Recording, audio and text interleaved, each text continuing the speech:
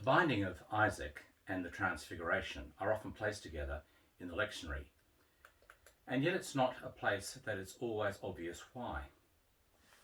There are important theological themes such as hearing God's voice, being on a mountain, which is usually the place where God meets with his people and tells them what it is that he wants them to do. Think of, in this case, sort of Moses, Elijah, etc.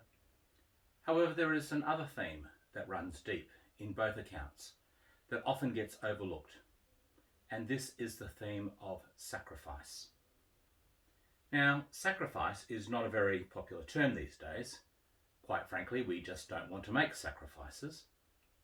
I was watching a YouTube video of one of my favourite speakers on leadership, Simon Sinek, and he made the comment that he gets to speak to lots of young people who come out of uni, etc., and into the workplace, and ask them how they are going.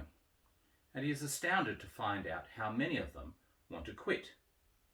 He asks them why, and they tell him, quite frankly, because they feel that they're not making an impact or getting to the top of the ladder fast enough.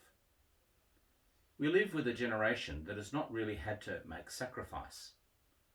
While it is true there is homelessness, poverty and the like in our society, it is also true that we have never been better educated, had more opportunity and more provision than ever.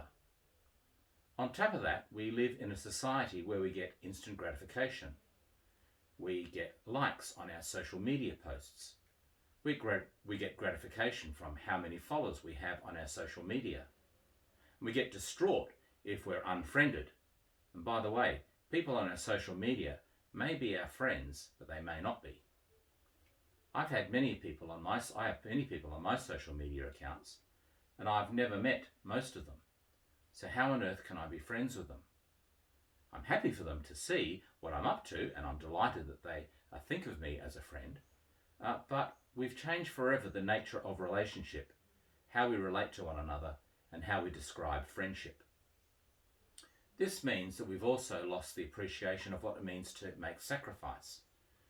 In the so-called good old days, when we were not friends with everyone, even those we met, well, that was because it meant that would have to conform to some socially acceptable norm to be friends with certain people. We'd either have to do something like have similar beliefs, or move in the same circles, dress in a similar manner, or something else like that before we could be friends. We would in effect have to make a compromise. We would have to make some sort of sacrifice to be friends with such people, and they, quite frankly, with us. The idea of sacrifice is now foreign to us, though. Young people expect these days to make an impact, get promoted rapidly, not have to do the hard yards. We see this in relationships. We want it all. Straight away, the 85-inch LCD TV, the king-size bed, every kitchen appliance known to humankind. In the words of the pop group Queen, we want it all, and we want it now. That attitude flows into the disciple-making process. There is no sense of sacrifice even among church people who have made, in many cases, many sacrifices over the years in their private and work lives. However, to make sacrifice in church life is something of an anathema. I remember in my first parish being given the names of young people who stopped coming to church. Gather them up, Father Keith. Get them back to church. So I went out and looked around for them, found out where they were, gathered them up, and we started a house church. And after about 6 weeks, one of the key people in the parish asked me how it was all going. I said it was going great, having a great time. So we had 12 adults and about 9 kids, and it was fantastic. And they asked me why these young people weren't back in church yet. And I said to them, wow, I'm flattered that you think I'm that good. They looked at me confused. So I said to them, well, you've ignored them for 15 years, refused to make any efforts to get them back to church. They left the church all that time ago because of the way we were doing church. Why would they come back to the environment they left in the first place? What are you willing to change to give them room to come back? End of conversation. And it was the end of the conversation because there was no willingness to change, to make sacrifice. And yet there was an expectation that people would conform to us. And that's how we think of church in this day and age. We think of young people coming back to church, to the way that we want to do church, not the way that they might expect to do church, to worship God and to place their faith and trust in Him. And yet the example of God is that God is willing to sacrifice His one and only Son so that we might have room in His presence.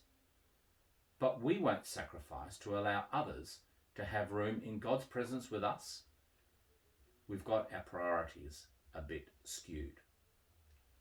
I believe that this is one of the critical issues facing us as a church today.